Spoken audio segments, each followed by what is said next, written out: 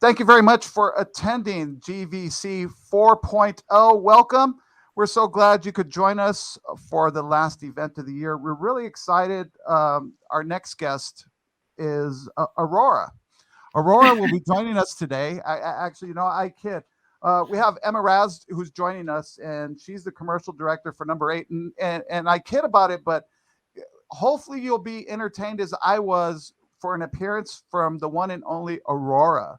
So Yes. Aurora might be making an appearance. So let's cross our fingers. I got a quick little glimpse, and she said that Emma said that Aurora might peek out. So let's be on the lookout for that. But in the meantime, Emma's going to talk to us about something that's really important. That's a really hot button issue right now. And that's privacy.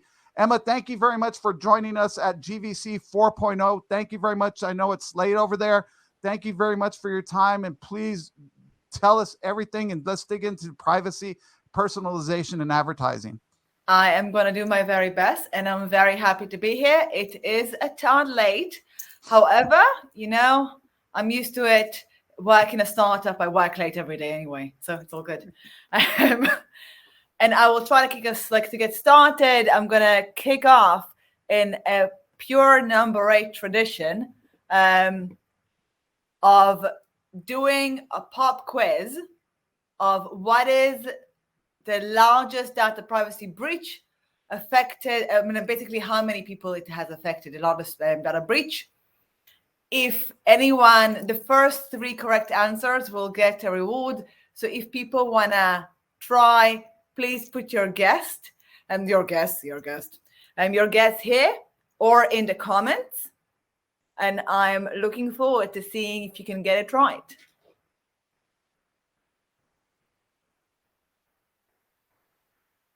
Okay, I'm not sure if it's a technical, how technical or how well this is going to work. Gonna give it a few more seconds.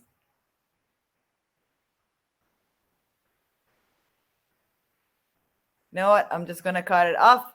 If anyone has a guess a guess later on, please feel free to add it to the comments. And I'll give the reply, or I'll give the right answer at the end of it, in case you just didn't know. Moving to the next part. So as Chris mentioned, I'm going to have a session that is titled of Privacy, Personalization, and Advertising, the World According to Mobex. My name is Emma Raz, and I'm the Director of Commercial of Number 8. In this session, we're going to talk about first, the user perception of privacy, so what people think regarding privacy, the equal value exchange principle. We're going to dig into a few examples of how this has been implemented, the challenges ad companies are facing when trying to implement this same principle, Mobex, and of course, finally, takeaways. So how can you learn about the perception of privacy? Well, for one, you can probably ask, which is exactly what we've done. We've conducted research which was constructed of structured and unstructured interviews done by an independent researcher that specialized in ethical research. And it was done, the interviewees were hardcore skeptics, meaning people who are worried or very concerned regarding privacy. And they consist of the informed minority and uninformed majority. That means basically people that know a lot about the topic, and the majority of people that don't really know about the topic, but do have an opinion. Now for the results. And my effect died when I uploaded it, but pretend there was a nice effect with this slide. The main results here, we got very diverse and interesting answers. And from them, we kind of distilled main key principles. That you can see, there's a few things that kind of arise. For one, how many people actually read the terms and conditions? There's very few people actually bother with reading through all of the T's and C's. Also, terms and conditions that are written more for lawyers and the actual users probably do not indicate consent. The feeling that comes from privacy violation is often of being watched. People feel like they're being stalked. People feel like they want to have a private life, that's a basic right of theirs. And also that their data belongs to them, same as your data belongs to you. And whenever their privacy is being violated, they feel a loss of control, which all quite negative emotions. So how do we solve it?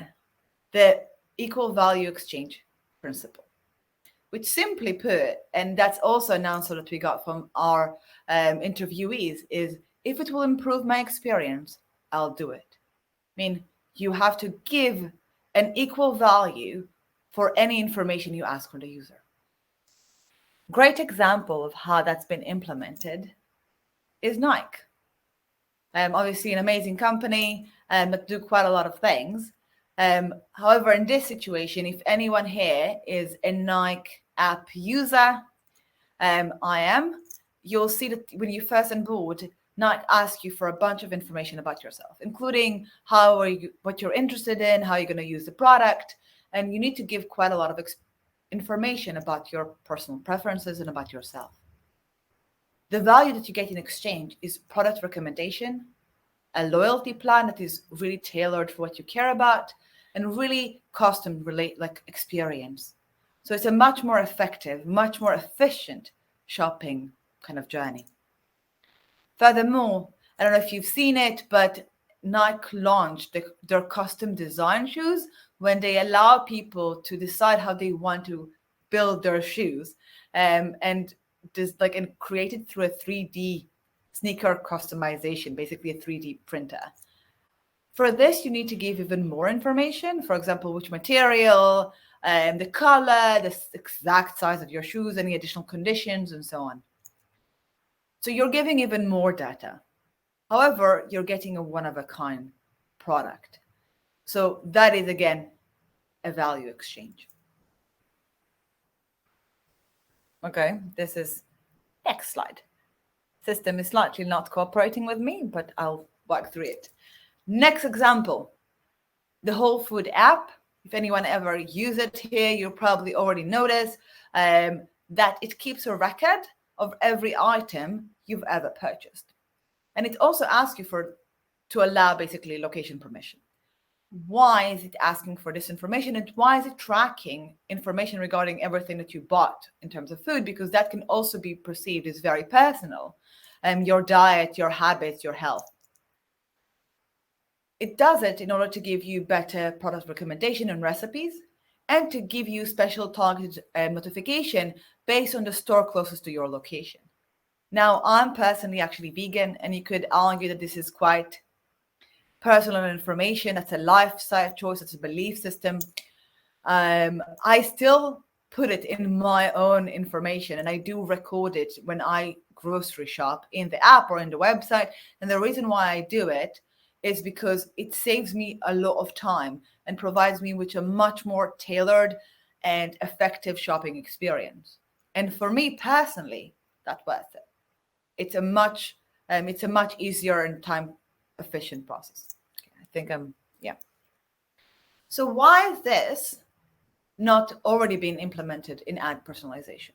What is blocking us? What is the limitation there? What are the challenges we're facing? Because as we can see, it's quite intuitive. It's quite logical. There's nothing really illogical about this principle.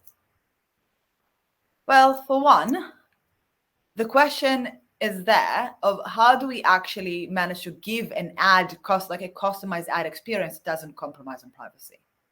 How do we mitigate between the two? Also, how can we minimize on the data that we collect, analyze, and then share to reduce the value that we need to give back, basically, because how much can we possibly give back? And finally, how do we remove our reliance on identifiers? As we've seen, Apple and Google will come next. IDs are going away, and that will mean that we won't be able to rely on identifiers forever, and we need to walk away from it. How can we do that? This is going to be problematic. So this is one on the other, and the reason for that is, again, a few technical issues, but the answer is Mobex. What is Mobex? That is a great question. Well, Mobex is simply mobile context.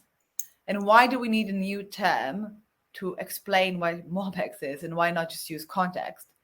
Well, that's because mobile context is quite different than the traditional view of web context. And it's different in the sense of the importance of the physical environment. The nature of mobile is that we take our phones everywhere. We literally even take our phones to the bathroom. That expand the way that we interact with content. It expand the way that we interact and how we use and consume that content, which also reduce the importance of just the content itself. We can use the same music app while we are riding, like while we're basically traveling or commuting on the bus, while we're jogging, while we're relaxing at home, while we're out shopping. The content that we consume didn't change. The context, the environmental context did. That just takes us away from a traditional view where the virtual reality, was much richer than the physical environment. When what we consumed on the computer was much more complex and our physical environment didn't change. Which also leads to data richness. By adding a physical layer, you are now processing much richer data and a much more complex data that you need to, one, understand, and second, be able to activate. So the first is to be able to process it, just accept it, or just like digest it, and then act based on it.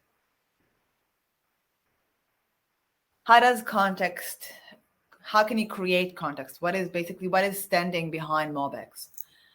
Which is the only slide I'm ever going to show what we do. And the reason for using what we do is because it's the easiest way for me to explain how Mobex is created. A tale about on device. Every smartphone nowadays have a bunch of sensors on top of it, from magnetometer to ambient light, from accelerometer to gyroscope. As they are, everyone has access to them. However, they're quite meaningless. They change rapidly. They're raw. Nobody wants to do anything with like the magnetometer signal. You can customize based on it. You can target based on it. It's just nothing. However, if you have enough mathematicians, enough time, and modeling and AI on top of it, which is in create a product, then you can probably eventually translate the raw data into extrapolated or high-level insights, such as this device is currently exercising. You're currently commuting. You just woke up and it's 6 a.m. in the morning. So this is much more actionable data because it's meaningful and you can comprehend it. Now, this is what we will call live context. You can also move forward and think, I can package it further and say, not only did I woke up, or this device woke up right now early in the morning, but rather it woke up early every morning this week. It's an early riser. Not only did you exercise, are you exercising right now, but this device exercised 3 times this week. It's a fitness fanatic. Not only did you commute by a bus right now, or are you commuting by a bus right now, but you're a green commuter because you commuted by a bus twice a week. So those patterns of behavior kind of help package things further. And then now we're already going into the world of how brands and how advertisers currently understand their audience. This is how personas are currently built. And this is how we're kind of mitigating language between what's happening on the device and how advertisers currently are able to comprehend and communicate and personalize.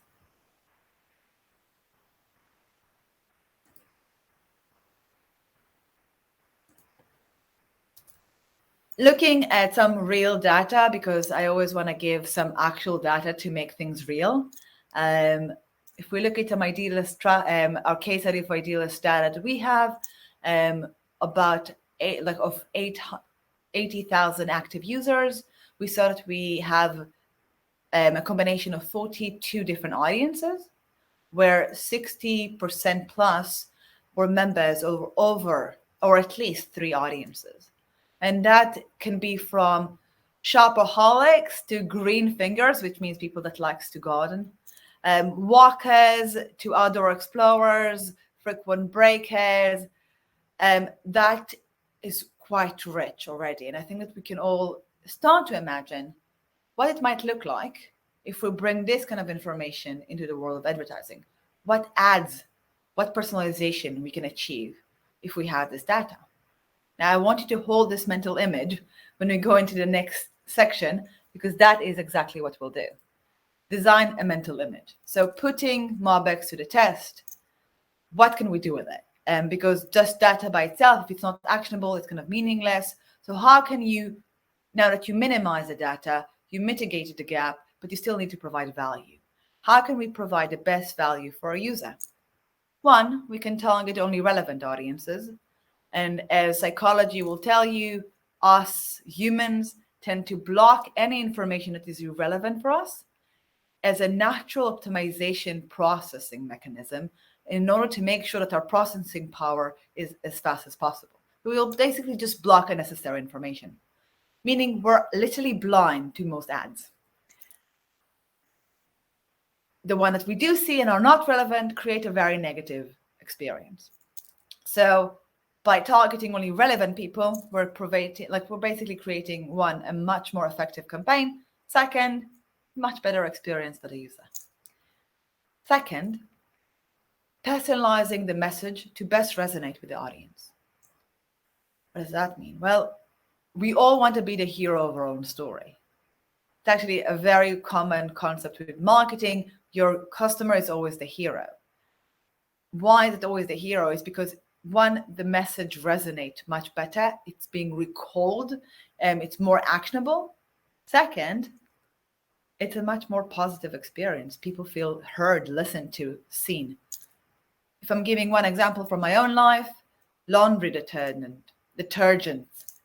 So if I see an ad, or if I come across an ad, see someone coming back from the gym and they're starting to do laundry because they have a pile of laundry after exercising, I'm probably not going to relate because I'm me and I don't exercise that much. That's just honest truth. However, I do have a dog. As we've already mentioned, Aurora might make an appearance. So I do have a husky. Now imagine the same ad if there was a husky or a dog jumping on that person and the hair everywhere. That will resonate a lot more with me. And I'll just think, yes, this is the product I need, because they know exactly what I need it for. It's my dog who's the problem. And like, yeah, well, what can you do? You live with a husky, you're full of hair. But that is exactly what I mean by customizing the message to the audience in a way that will resonate. And finally, report and analyze your campaign, or for a publisher, report and analyze the campaign of your advertiser to best understand the users. Why is this important? Well, there is a tendency to build personas once and kind of like, okay, now we know, so we're not going to continue research. It doesn't really work, because as you will see from patterns of behavior, we enter audiences and we fall out of audiences based on our life. We're not always the same people.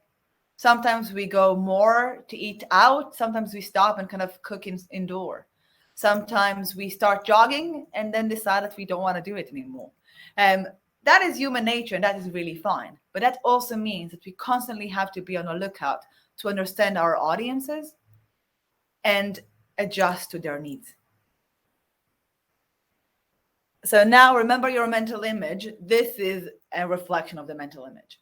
Looking at a campaign by Adidas, the Impossible is Nothing campaign from 2021, this year, we're going to try to match the ad to the audience.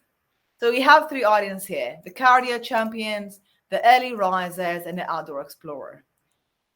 One can imagine that cardio champions are people that jog, people that exercise, people that do a lot of cardio, will probably respond best to the jogger ad, because that's what they do. That's what they like. That's how they use the product.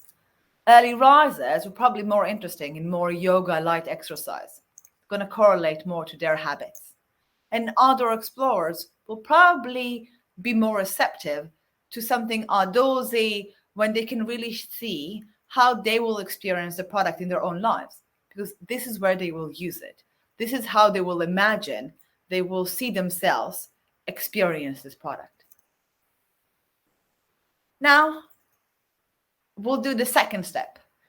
Let's select one audience. We have students and we have McDonald's.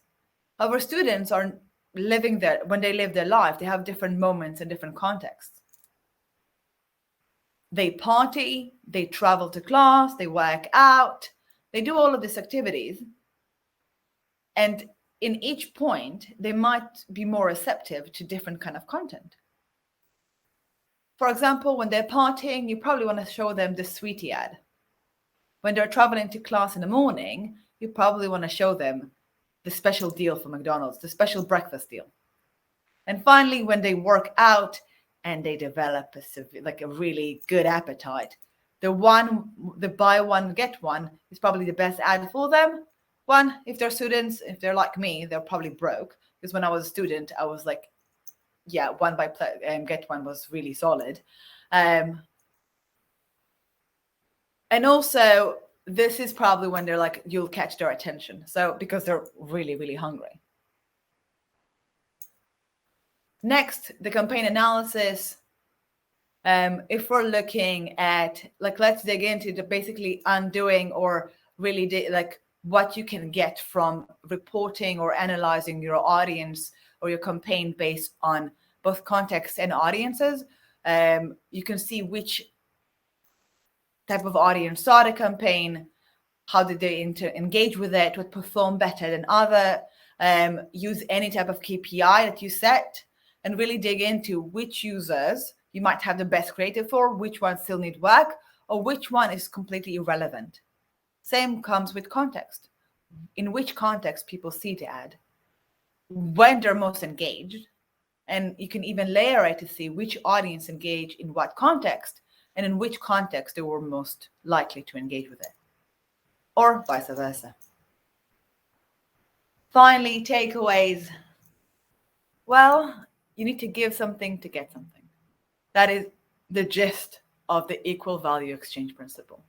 Nothing in life is free. And if you want to get data, you need to give something back of equal value to the user.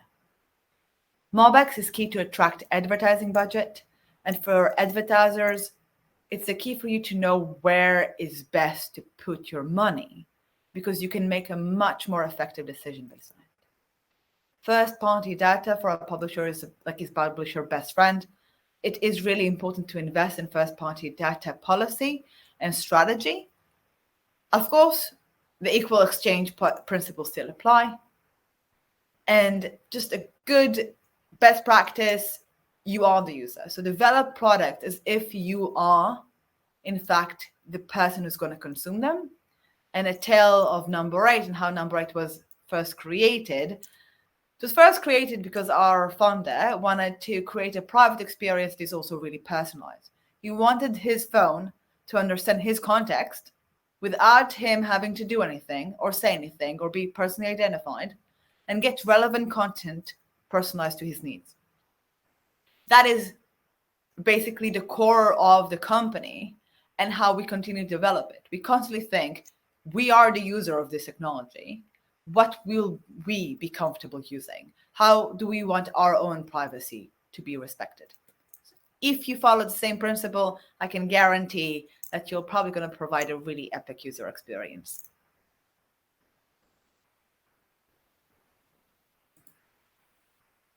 So thank you for joining us, me. Once again, if you have any questions, please feel free to email me at emma@number8.ai. Though I'm thinking we're opening for questioning right now.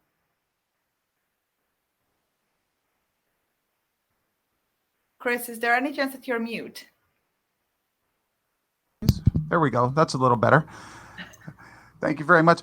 Thank you so much for giving us a little bit of your time for a couple of questions that anybody has. If anybody has any questions for Emma and the wonderful world of privacy, personalization, and advertising, please just go ahead and post those up on the chat room, and we'll get to those right away. And we won't keep Emma and Aurora long, but thank you so much for being part of our event. One of the takeaways that I took away from everything that you put out, and it's such great information. Do you sometimes find that some people in the business are reluctant and they really just rather, they don't believe to get something, you have to give something. Do you find that as a roadblock, or do pretty much people believe in that and go along with it? Or do they think you can just put everything out that they want? I think that a lot of the time we have a tendency to, well, the concept of personalization, or how personalization was done previously, was simply collecting as much possible information and just like piling it and making, like, if you have all this pile of information, you sometimes will make decisions based on it or not. So it wasn't like you're really thinking, what am I asking? And I need to give an equal exchange for it. I'm asking and collecting quite a lot, and then I'm giving some value, but not significant enough to justify the amount of information I have. And that was a very common experience within. And if we even see how a lot of the personalization is currently done, can be somewhat problematic, especially when you go into gender, age, and other kind of demographic information, because there's multiple cases when that went wrong. For example, as a woman, the moment at your late 20s, 30s, you start getting targeted with babies commercial and marriage commercials. And it feels often very judgmental about your own lifestyle choice and your own decisions, because like, why? Like you say, I'm a female of a certain age, so I must do these things to fit into society, which is just like a very negative experience. And that's also the feedback we got from users, where something like very neutral, like, or for example, based on your actual behavior, like you're a jogger, the probability of you getting really emotional about that is very, very low. Like, okay, like you target me as a jogger. I completely see where you're coming from, because I get those now, and they're coming from the American Association of Retired Persons, and I'm like, okay, and they're trying to tell me something here. Exactly. And I'm like, I have enough pressure from my mother. Thank you very much. I don't need this. Another quick question for you, and since you're real deep into this, do you anticipate more government regulation depending on jurisdictions, or do you think they're going to hold off because the way Mobex is using the data and the way it collects data, or do you think that down the horizon there could be some government regulation when it comes to privacy concerns? I think they're going to be more. I think we're going to see for a while more regulations and more restrictions until it gets to a peak that it's just not usable at all. We're already there when it's not usable. It's already there when it's not very useful. Why? Because who wants to read 100 terms of conditions a day? They're very long, they're very boring, and usually they're completely, like, you can't even understand what they're saying. Like, it's completely unreadable. So right now, we use the concept of legislation to mitigate problems with something like technology. We're great believers that technology will have to fix technology, and if you produce something that is private by design, the need for legislation is much lesser, because you already create something that is conscious in the first place. However, I don't see the government's changing path in the next couple of years. I think we're gonna have more in legislation, get to a peak when we can't do anything and it's just like explode in our face. Maybe we'll have a decrease of legislation for a while, and it will be a cycle until maybe one day we'll actually solve it. But I think it's gonna be a process. Once again, we're joined by Emma Raz. She's the commercial director at Number 8. And I digging a little bit further, I know that a lot of your background is in law. Do you find it difficult between going back to the regulation, how some different jurisdictions, some regulations might be more severe or strict than other jurisdictions, or do you kind of just set one standard and use that universally across all the platforms? That's a great question. Though my background in law is Chinese law, which is funnily enough, and I'm not sure that Chinese law on privacy is the strictest. But yes, I also know some multinational law as well, and I do deal with a lot of those questions together with our CTO. And in this case, often if you want best practice, go with the strictest one and apply those regulations across board. So one, we always try to be compliant with the most strictest regulation of the territory that we work in or that actually exist. However, there's great similarities between them. So usually if you do, there's quite an overlap. If we're looking at GDPR, if we look at the Canadian privacy law, there's a few things that are different, but also there's a great overlap in the same principle of control, of transparency, and so on and so forth. We do our best ourselves, and a lot of it is actually mitigated for us specifically by the technology itself, because the technology itself was built to remove the question, like to be as private as humanly possible. However, to tell you the truth, what we do have a lot is debates regarding the future of the product and how it's going to be developed further, and if there are any ever privacy risks. So internally, we have quite a lot of debate. Is it something that we should do?